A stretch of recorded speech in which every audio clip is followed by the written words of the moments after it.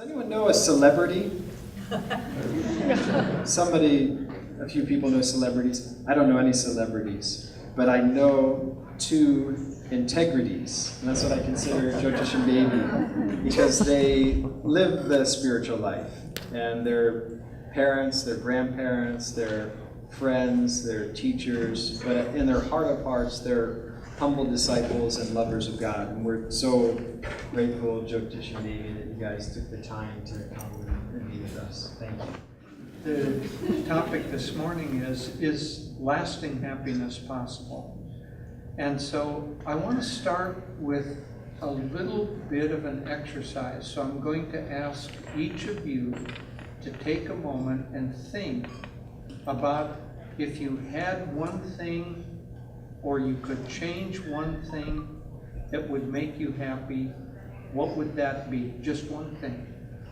And ideally you can write that down, because I want to refer to that, your answer, again at the end of my part. I'm going to talk for a little while. Davey will talk for a little while, and then we have questions and answers.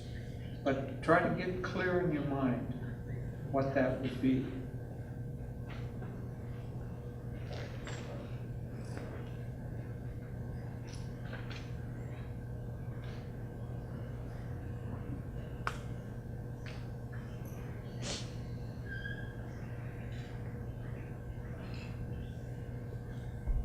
Okay, another 10 seconds or so.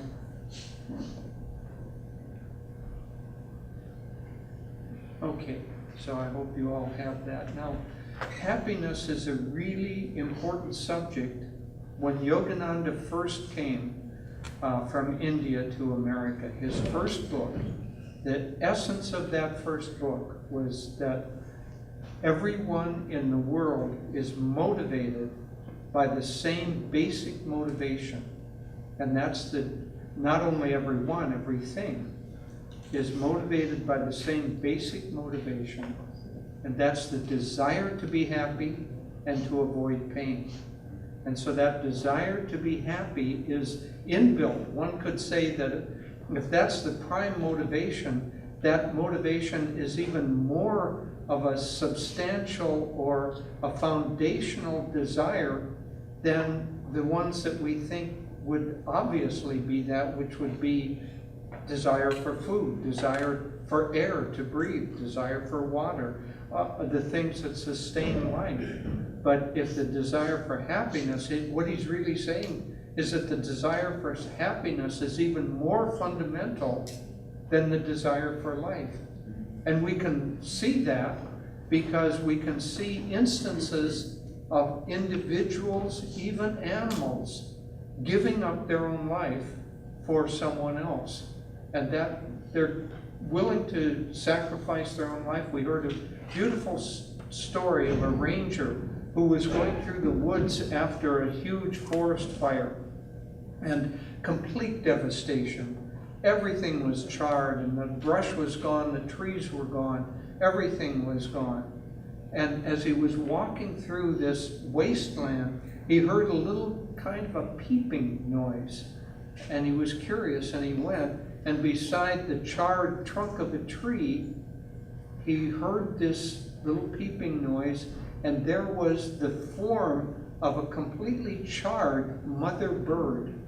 And underneath her were 3 chicks.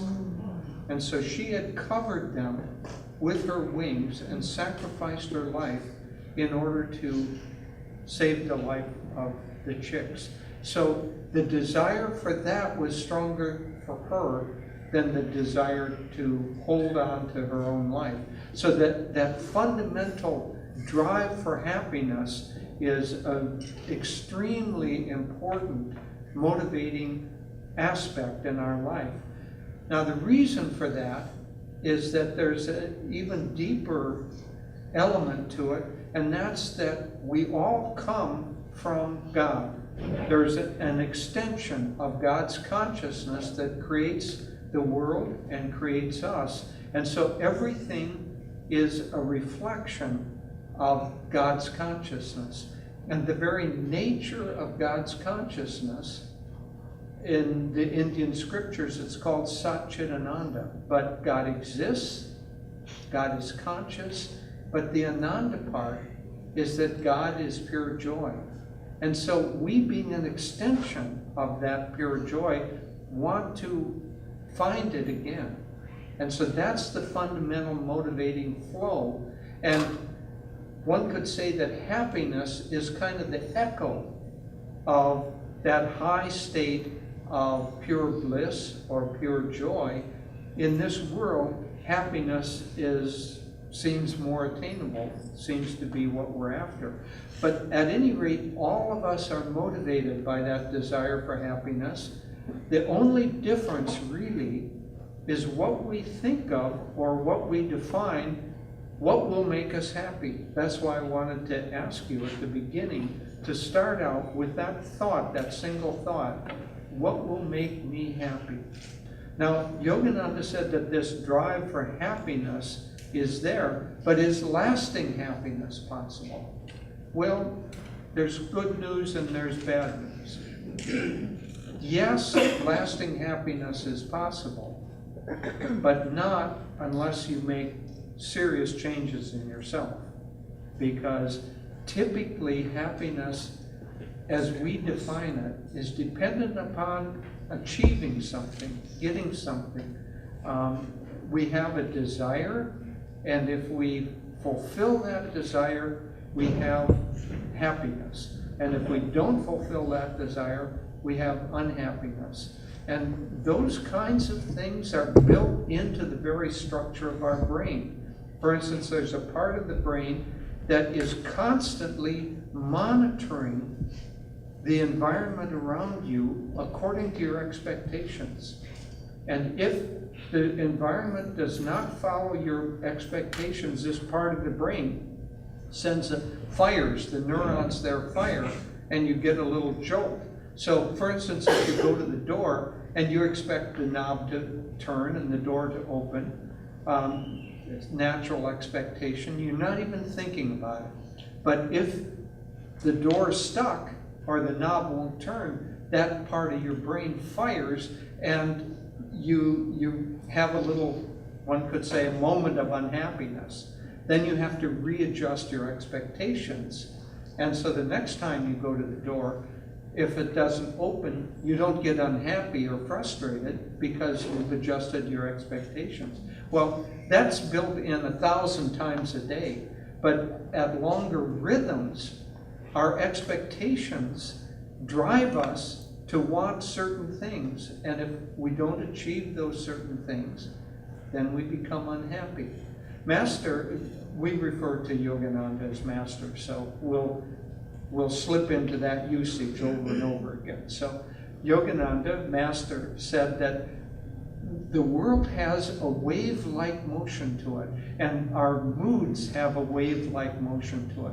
So if you think of a wave, it comes up and there's a peak. Let's call this peak happiness, because we've been rising up the slope of this wave, having an expectation, and we achieve that expectation, and that wave rhythm could be very slow. It could be our expectation is that we're going to become president of a company.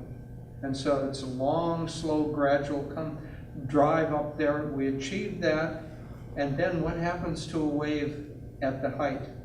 It crashes and it goes down into a trough.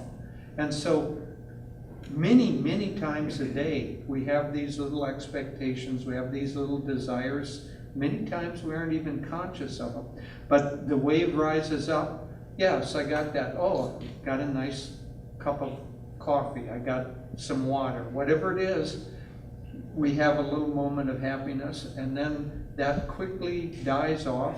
And then, oh, my coffee spilled on me. This is terrible. And then we have a moment of unhappiness. Well, that's easy to understand. You know what the real problem is? Is that if you look at the waves in a sea, you know, you see a wave and then a ways farther there's another wave. In between is the level part of the sea. Now here's the real problem. That level part of the sea, Master said, represents boredom. And we're quickly bored. And so if we aren't headed up or crashing down, we're okay for a little while, but not very long. Then we're going to stir up, we're going to create some mischief or some desire or some expectation that we can again drive this process of driving toward happiness or finding that it crashes, and we've become addicted to that rhythm of happy, unhappy. Now, the problem, aside from boredom, is that we want to hold on to that high point of the wave, right? We want to be happy. We don't want to be unhappy. And so, how are we going to find lasting happiness? By holding on to the high point of the wave in a sea that's always changing and always has this wave-like motion to it. So that's why, as I said, you're going to have to make some major changes if you want lasting happiness, because if you define your happiness subconsciously as well as consciously, if you define that as wanting to hold on to that wave at the height, you're going to be disappointed. You cannot have lasting happiness any more than you can have a living sea with the waves being frozen, so that you can always hold on to them. So we have a phone ringing. We're going to give that number to the largest telemarketer. So we have this movement going on, this dilemma. Now, what is it that makes us happy? We have the expectation, and we have the fulfillment of that expectation. But so what's driving this is that we have desires. They can be desires for something, desires against something else, but we have likes and dislikes.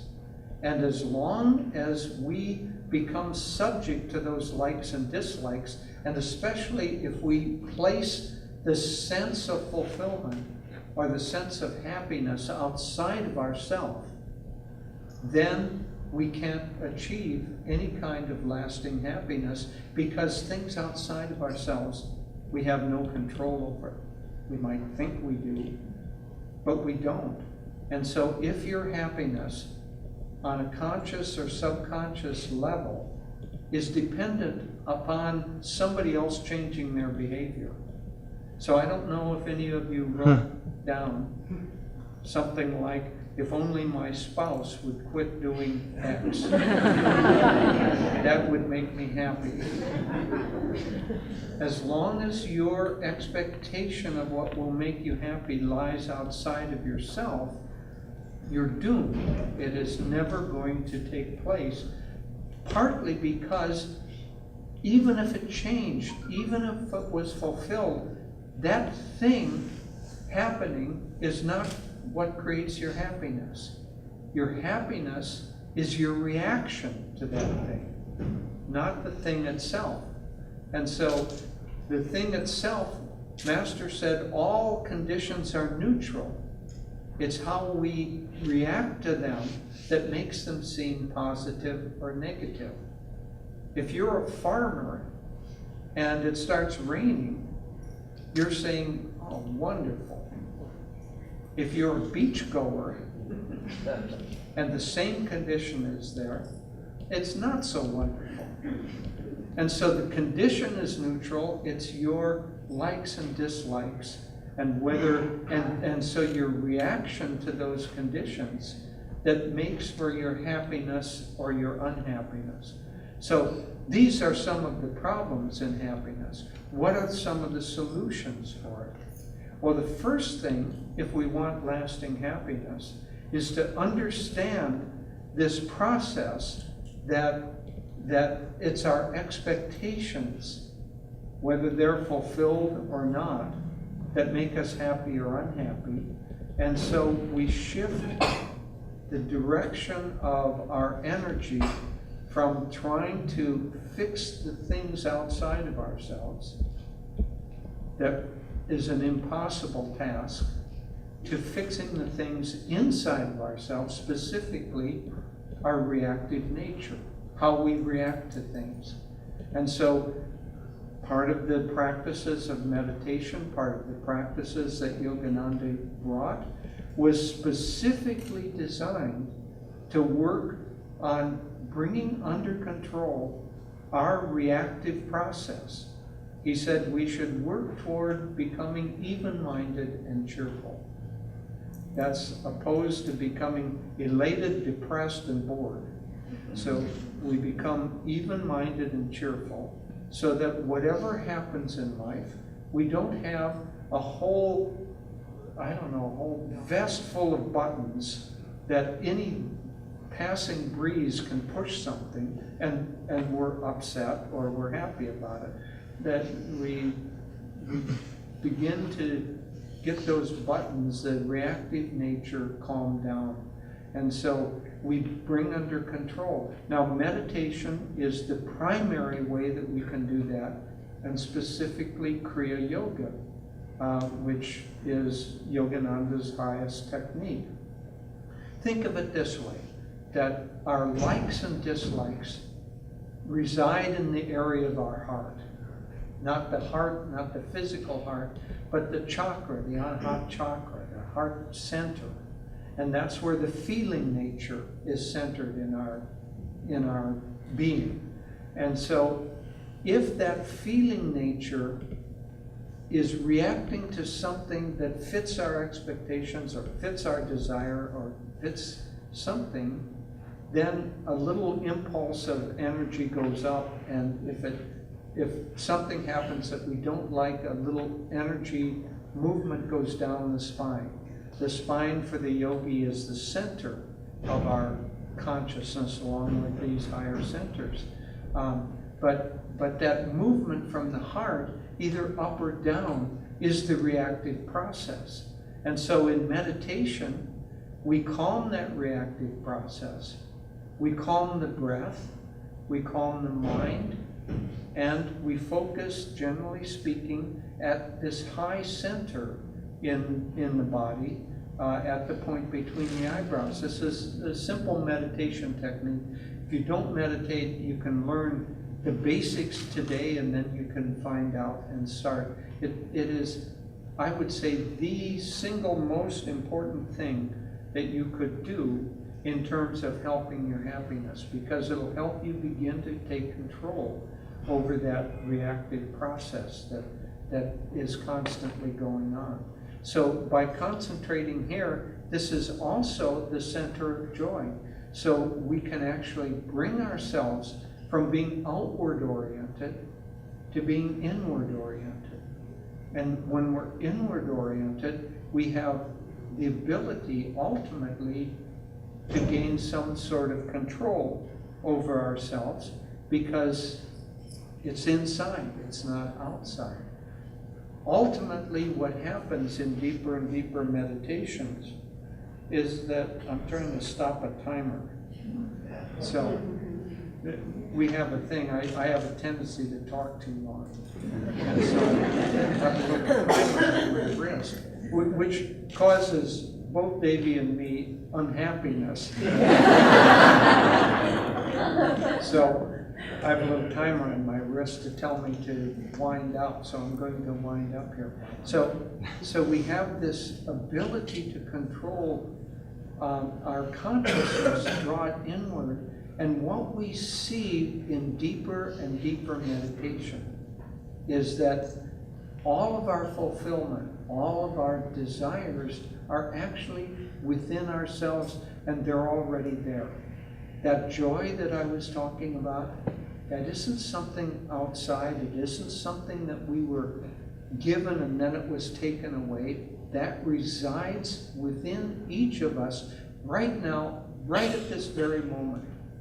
And if we can calm and withdraw our sense of expectation, our outward-looking desires, calm that enough and calm the mind, we will find our own joy residing within us.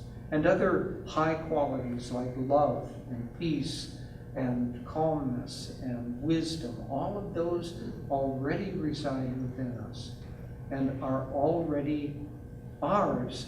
We just have to stop the static that keeps us from hearing and seeing and feeling. And when that comes, a great power can come into us. I was speaking with a man 2 nights ago. We went to a wonderful event, dinner, and with many, many leaders of different religions and churches and so on. This man was a lifelong disciple. His master was an Indian yogi who did a lot of work in Africa. This man had an experience at one point where he felt a shaft of light come into him, and it illuminated his mind and his body, and then from that spread out and illuminated everything else around him with an absolute sense of light and oneness and deep, deep love. He said that experience lasted for about 2 weeks for him, where he was just a walking bubble of light and love, touching everything around him. Then it withdrew, but he said that memory of that has become his reference point for the rest of his life, to come back to that state. So in meditation, you will, maybe not quite as dramatic as that, but you will find certain kinds of consciousness that will be dramatically uplifting to you, and that will become your reference. So now I'm going to end by asking once again for you to remember, or to look, if you've written it down, at what you thought would make you happy. And let me ask, has that changed? Or are you still thinking that what you wrote down was right? No test, and you don't have to reveal your answers.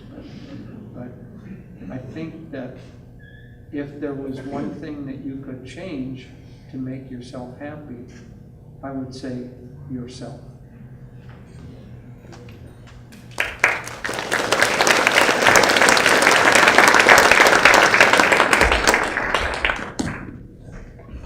Good morning, everyone, and thank you for joining us. It's great to see a lot of old friends and a lot of new faces as well.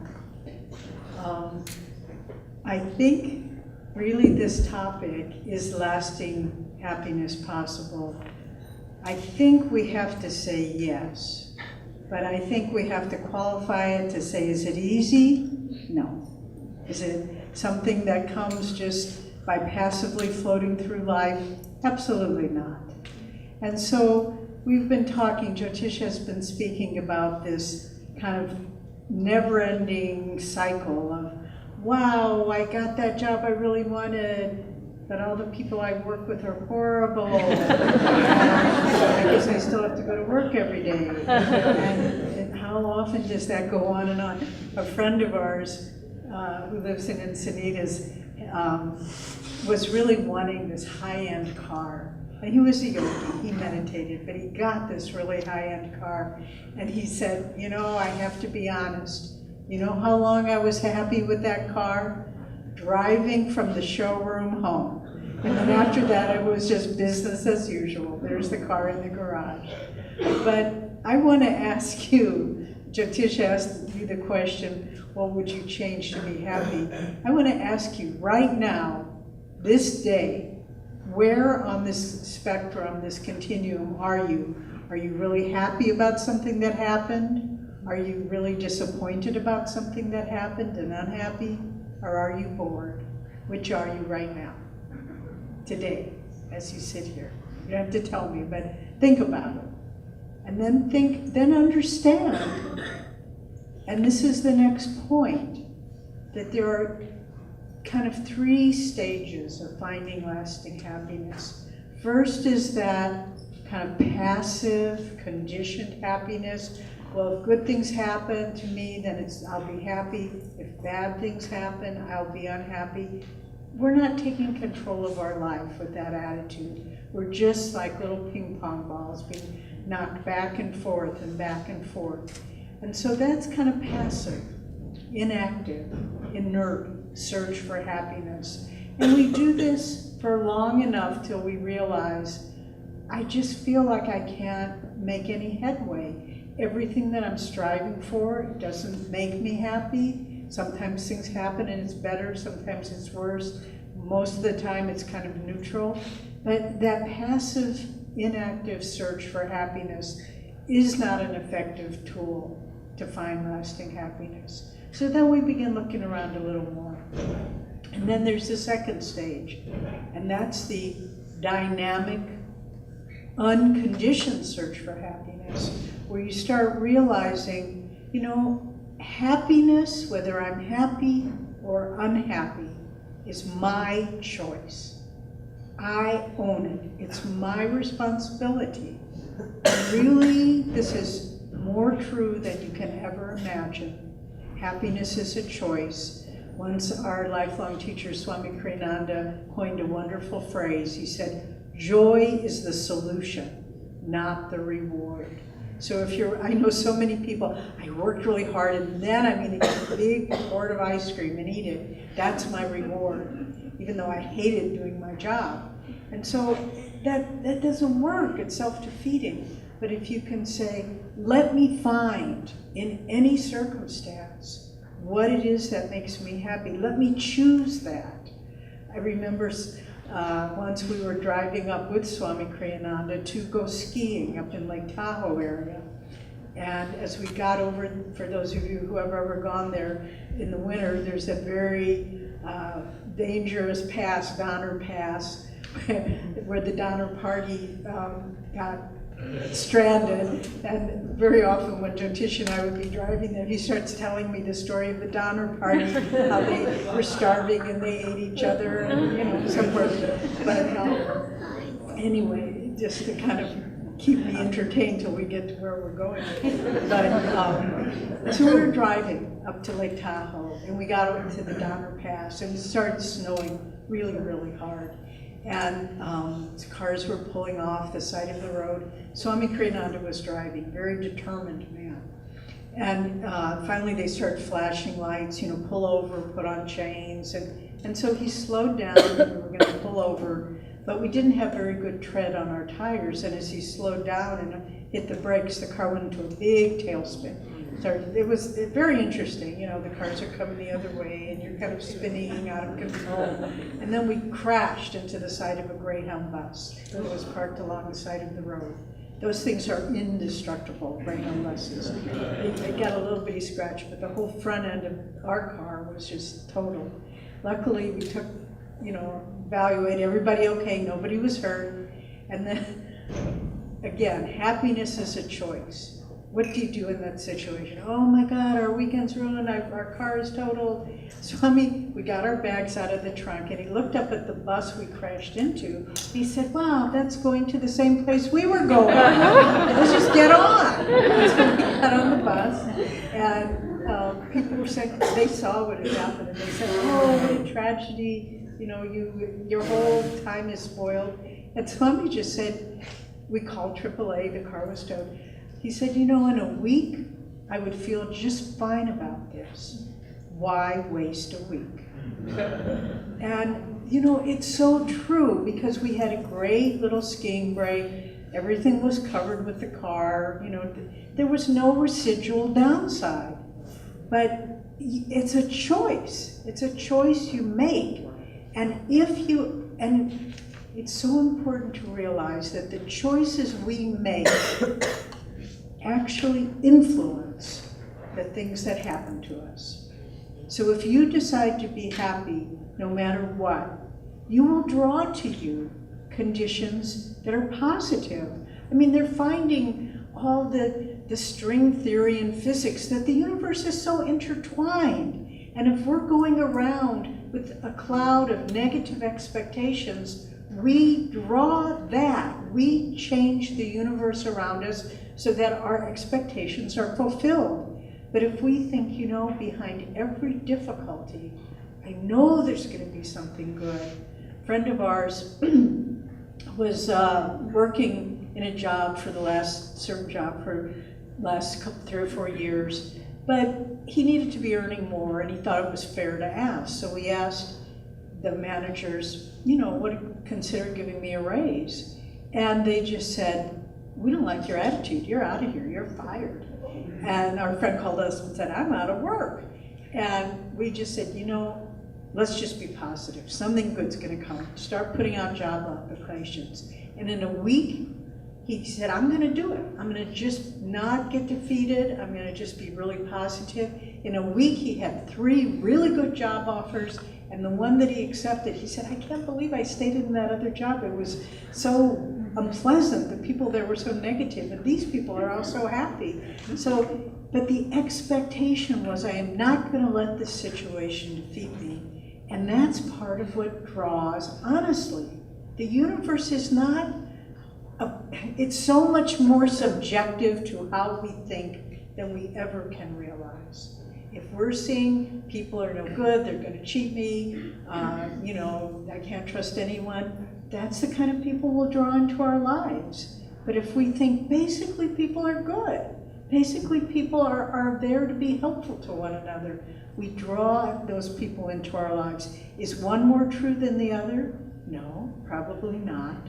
But we can choose what we want to reaffirm in our own life, and that reinforces what we draw to ourselves. So looking at our choices, dynamically saying whatever happens, even something that we could think, well, this is terrible. How many friends do you have?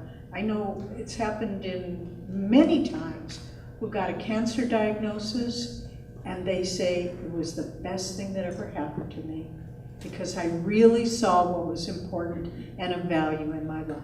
So you just choose. And again, one of the real teachings of yoga is that our willpower generates energy and our energy generates magnetism. So if no matter what, if we choose, and in a way, the harder it is to make that choice, the more positive energy you'll have to generate, and in the long run, the more benefit, the more positive changes you'll see in your life. So don't be afraid of bad things when they happen. Just realize, okay, this is a challenge. Someone once said, think of tests this way. If on a curve, if this is the line of the energy of the test, okay, you just found you lost your job. All that means is you have to put out that much more energy to supersede it. And so you put out that much more positive energy, and you realize life is really doable. It's one challenge after another, one choice after another, to realize I can do this, I can overcome this negativity, I don't have to be defeated. And one of the things that's so rewarding, so amazing about living with other people in different spiritual communities of Ananda throughout the world, seeing them, people who meditate, is that they're really happy people. Is everything good in their lives? Not by any means. But people, we have a meditation retreat up near this part of Ananda village, and oftentimes guests will confide after they've been there 2 or 3 days, when I got here and everybody was smiling, I thought everybody was faking. Why are these people smiling all the time? And then they'll say, after we got to talk to them and be with them, we realized they were just really happy people. And so, there's a movie about Ananda Village, which has been shown and is available, called Finding Happiness. Are these people special? No, they just made a choice. I'm going to look at life and I'm going to not be defeated. I'm going to choose happiness no matter what. I'm going to practice happiness in all circumstances. We can do it. And then I'm also going to add the final component that Jyotish was talking about, and that's the practice of meditation. Why? Why in the world would being quiet, sitting in a cross-legged position in the dark with in front of you make you happy? How could that change your life? Well, we don't really identify with who we really are. We identify with a lot of outward things. I need more money, I have a lot of money, I'm too fat, I'm too skinny, all these things, outward. But we never take the time to say, who am I really? Who am I? Who am I really? And that's what meditation does for you.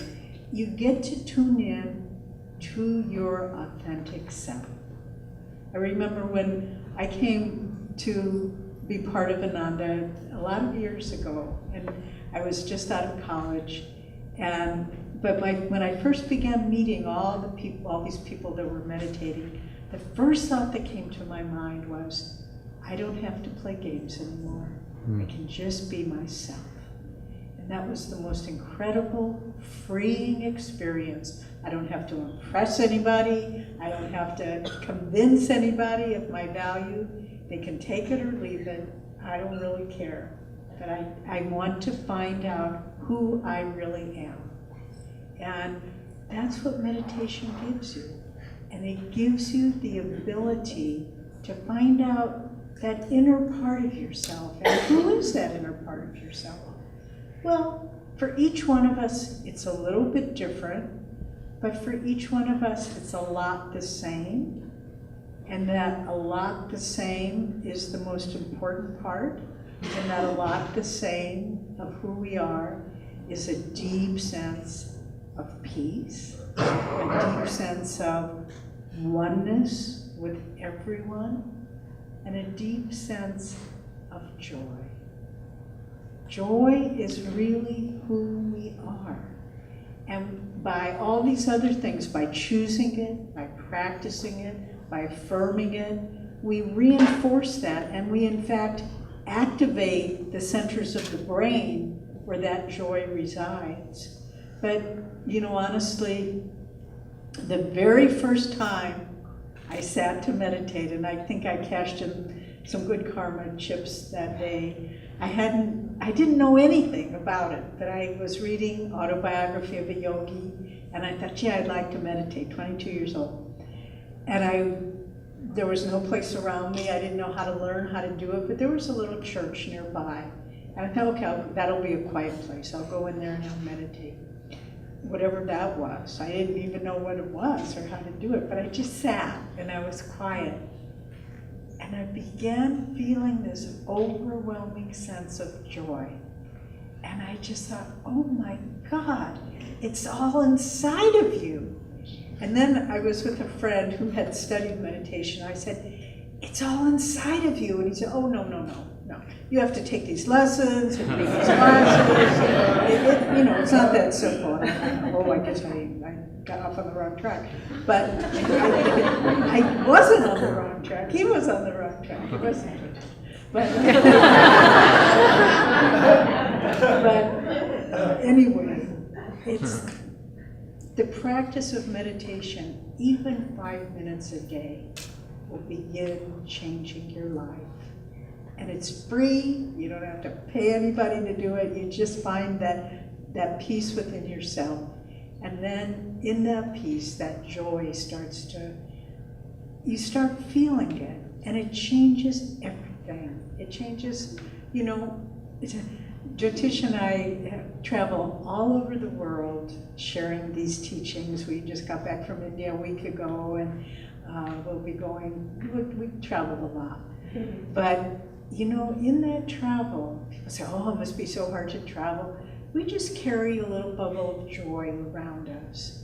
And we don't get tired, we don't lose suitcases, we have really nice people that we meet everywhere. And it's just like, no, it's okay. It's okay because we practice joy. And no matter where we are, there was a disciple of Yogananda who said, I live in a little bubble of joy and I never let anything come in there. So I would like to close with all of you, and then we'll have questions. But I want to do a little exercise for you to feel your bubble of joy. So put down everything. Don't anybody steal anybody's cell phones. Breath. Tense your body, and then throw it out and relax. Do it again. Inhale. Tense your whole body, your arms, your legs, everything. Exhale. And relax. Now sit upright, away from the back of the chair, because you don't want to be slumped over. And concentrate your energy. Try to concentrate it at the point between the eyebrows. This is the seat of joy, both physiologically and metaphysically. And just, not with tension, but with just awareness that this is a point of peace within you, a point of joy within you. And then feel energy moving from that point as though a sphere, expanding and surrounding your whole body with an energy field of light and joy. Just rest in that light and joy. Don't let any worries, any fears, any negative thoughts come into that bubble of joy.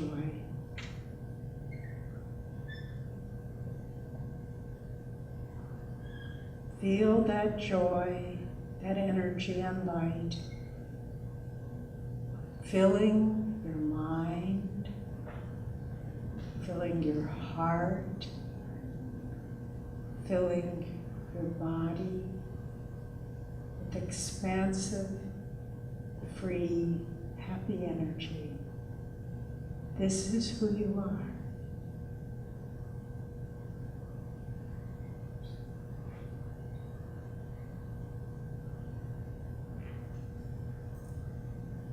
Now, let's affirm together. So that means please repeat after me. Joy is my true nature. Joy is my true nature. Joy is my birthright. Joy is my birthright. Again. Joy is my true nature. Joy is my true nature. Joy is my birthright. Joy is my birthright. Once more. Joy is my true nature. Joy is my true nature. Joy is my birthright. Joy is my birthright. In your bubble of joy, just feel you are floating.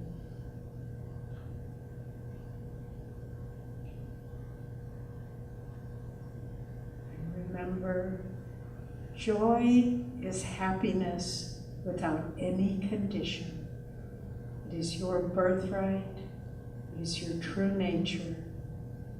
It is your inner haven to which you can return anytime. Now feel your bubble of joy expanding like a balloon being filled with helium, filling the whole room, merging with everyone else's bubble of joy.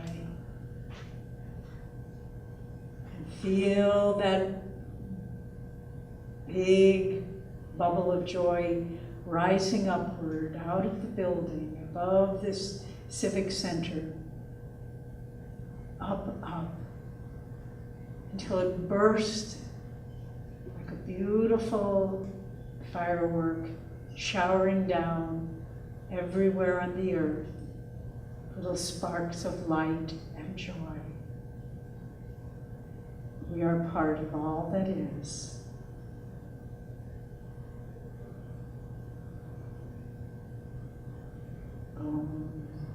Peace. Amen. You can open your eyes now. And you can do that anytime. You just, when things get hard, visualize a bubble of joy. Okay, we want to invite you to ask us any questions for a little bit, and then we'll have a book signing for our books, Touch of Joy, Touch of Life. Yes. Thank you for sharing both. I'd like to know where mindfulness and gratitude fit. You know, for me, being present in the moment, I find much more joy, and feeling gratitude in the form of joy. Similar mention gratitude. How is that? Very good. Those are two very, I'll repeat what she said because not everyone could hear. She said that she would like to know where mindfulness and gratitude fit in to having joy. And they're vitally important, And mindfulness is the ability to just focus exactly where you are. And if you're doing that, so often when something's coming that you're resisting, and then you think, but the actual event is far less than the fear and negative anticipation. So if you can just say, right now, everything's fine. In this moment, I'm okay. And even if the world blows up all around you, still if you can stay in the moment, you'll find that things are never as bad as they seem. And then finally, gratitude. I'll let you two speak about that because it's something that... Well, gratitude, I think, is the most central and most powerful of all the attitudes that you can have, because it opens the heart, it allows you to take in experiences which otherwise you might reject. One of the principles that Yogananda taught is that everything that happens to us comes to us partly because we are drawing that to us for our own freedom. But it also all comes to us as an act of love from the divine. Even those things that we think are negative come to us in order to produce freedom from fear or freedom from limitation. So being grateful allows us to be open to what experiences come in life. And I know that that's not always easy, not easy for myself in sometimes when the mind gets worried or whatever you have that's closing you down. So many years ago, I wrote an affirmation. That affirmation is kind of fake it until you make it. And so by affirmation, let's say you're worried about something, if instead of worrying, you do an affirmation, that positive energy neutralizes whatever the contractive energy is. So this is the affirmation. I am grateful for my life exactly as it is. I am thankful for this day. I welcome every hour. Thank you, God. Thank you, God. I'll say it again in case you want to write it down. I am grateful for my life exactly as it is. I am thankful for this day. I welcome every hour. Thank you, God. Thank you, God. I guarantee you, because I know from hundreds of people telling me this, that if you begin to use that affirmation, it will produce an opening in your consciousness that will be very beneficial. So there's a question there. Yes. So I Stand up if you think you're better. So I have 4 friends who lost their children and have been dealing with my own child has high suicidal tendencies. Isn't there a time where grief or loss or sadness is like appropriate response versus, I mean, they talk about spiritual bypassing, instead of just going, oh well, my kid committed suicide, that type of thing. So. Yeah, she knows 4 people who have lost their children, and her own child has some suicidal tendencies. And isn't there a time when sadness is appropriate or grieving is appropriate? And absolutely there is a time for that. Because it's far, far worse to deny the reality of our being than it is to accept the fact that I'm really sad now, I'm really grieving now. And that forms the platform from which you can grow from that experience or whatever you're going to do. Death, especially of a child, is an extremely difficult. Death of a partner is an extremely difficult circumstance to deal with. And if you don't allow yourself that grieving process, you can't be whole. And so it's very important. For those of you who read the autobiography of a yogi, since this is a Yogananda fest, he lost his mother when he was an early teenager. And he went through a year or more of deep grieving. And out of that came this deep, deep desire for reunion, not just with his mother, but with the Divine Mother. And so he was praying very deeply one night, and with this sense of loss, and he saw a vision of the Divine Mother coming to him. And she said, basically, I was your mother, not only in this life, but in all those other lives. And I have never left you, and I will always be with you, and I will always love you. But he, a great soul though he was, went through a deep grieving process. So it's part of our nature, and we have to allow that. I think the important point to also bear in mind is in the grieving, there has to be also a reaching out for healing. And so if you just, I know people who just get stuck in the grieving and then their life never moves forward. But whatever it takes to get over the grieving, support groups or, whatever it might be. But look at, again, by looking, how do I heal from the grief? That's picking up from a positive thread because it's looking to the future. It's looking to the point where that loss will always be a part of you, no doubt. But still, one can get on with a very positive life. Someone told us a story recently.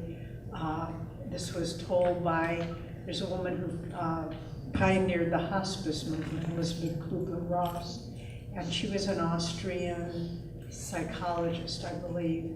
And during after World War II, she did a lot of work with victims of survivors and victims of the concentration camps.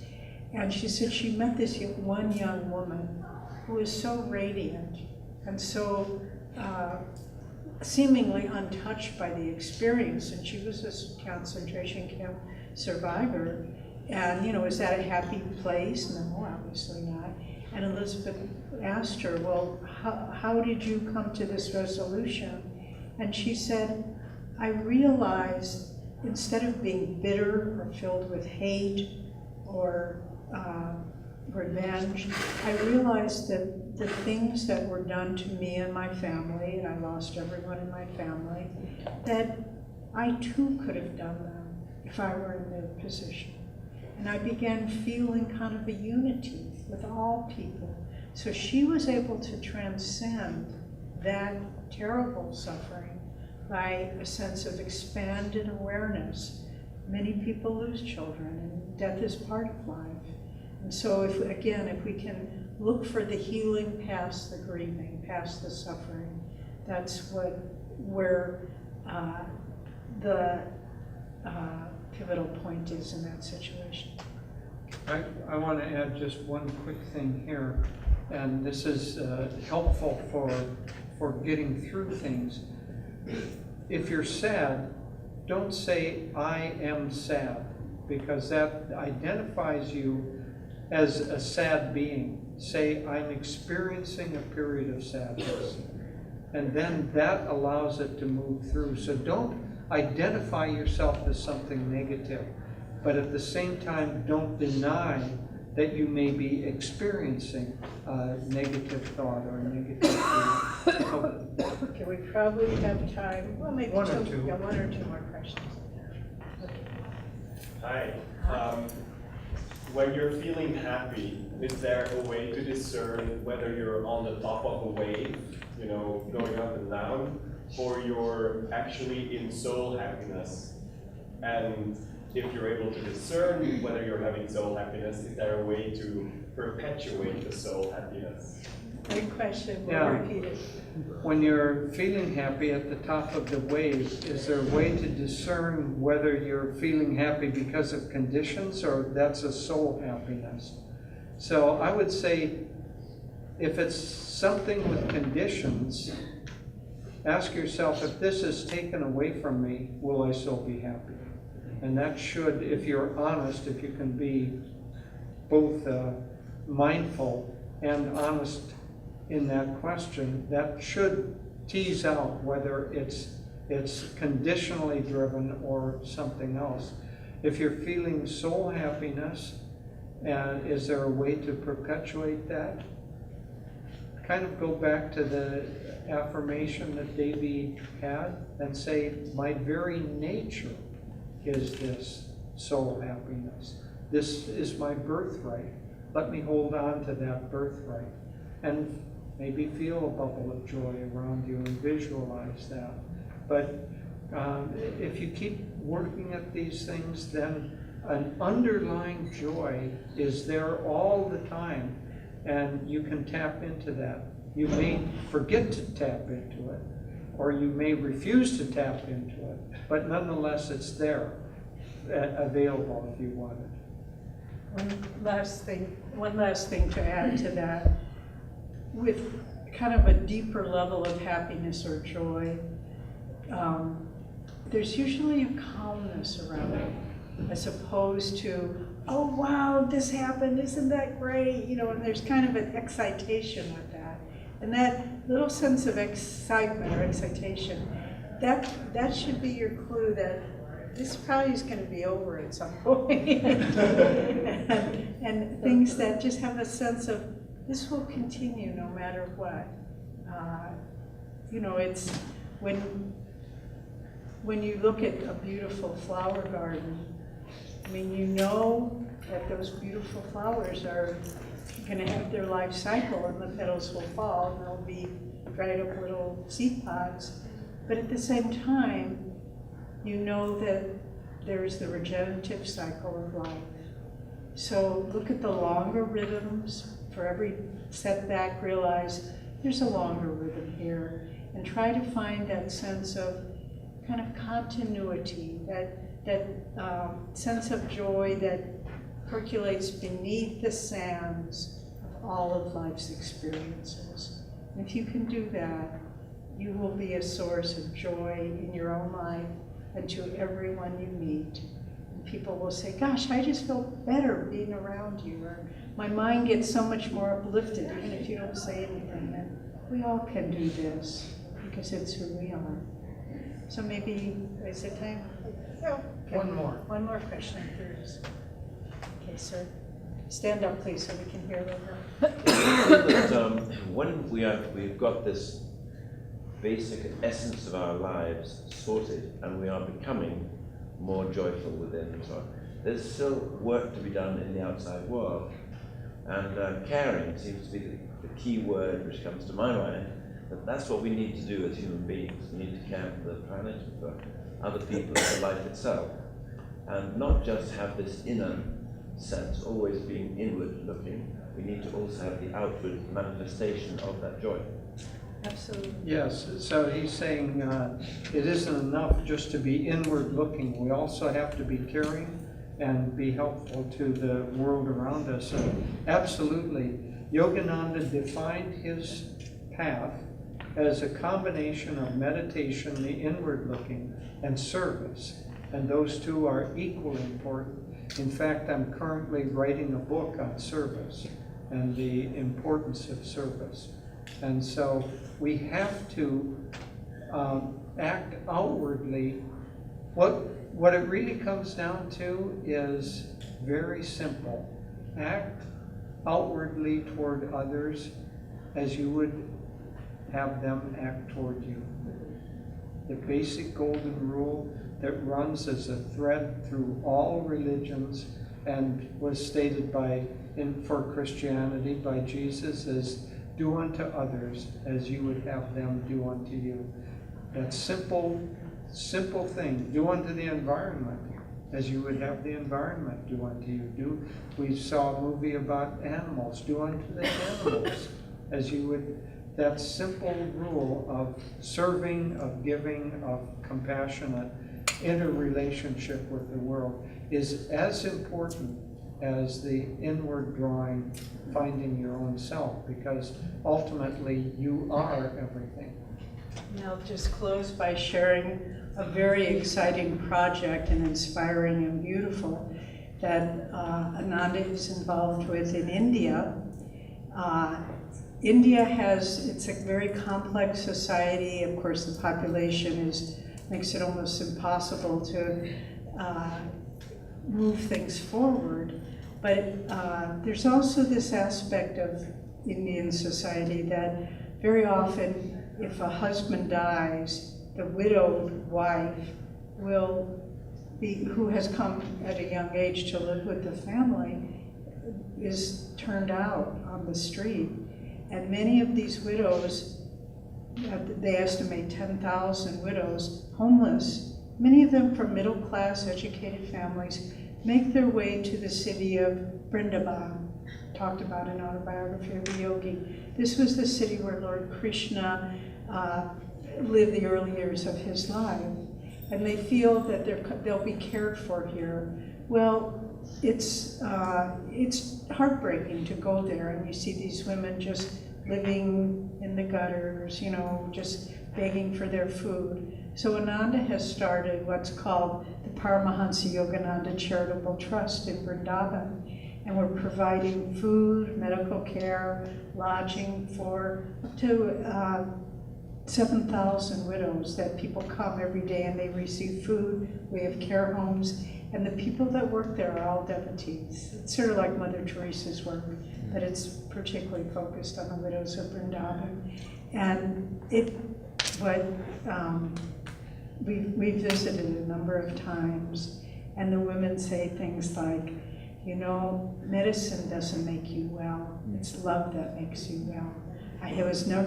One woman said, for 25 years, I was living on the streets, no one cared about me, and now after all these years, she's living in one of the care homes. I feel surrounded by love. And I just have to close with this story, because God is not dead. God is very much present in the world. This is a true story that happened in Vrindavan this year. There was a homeless widow living by the side of the road, and she had very advanced cancer. She had a big tumor on her back. And because it was reeking, it was rotting, it smelled very bad, and no one would come near her. And she just prayed to God, let me die. My life has no purpose anymore. And just at that time, a man came up to her, and he said, Mother, you should go to one of these Yogananda care homes. And she said, I don't know what you're talking about, and I don't know, I can't hardly move. I can't get there. And so he clapped his hands, and a little rickshaw pulled up, and this man instructed the driver to take her to this care home. She was given care, cleansed, fed, then brought to a nearby charity hospital where they did surgery, and she was ultimately cured and came back to live in the care home. And after some time, she came up to one of the women who runs the home, and she had a copy of Autobiography of a Yogi. And she pointed to the cover, which has Yogananda's picture on the cover. And she said, this is the man that found me by the side of the road and brought me here. Now, we all know Yogananda passed in 52, so he's not in his body anymore. But God is still very present, the caring, the compassion. This is why the great ones come. And we can do our part by awakening joy and then sharing that love and joy with everyone we meet, especially those in need.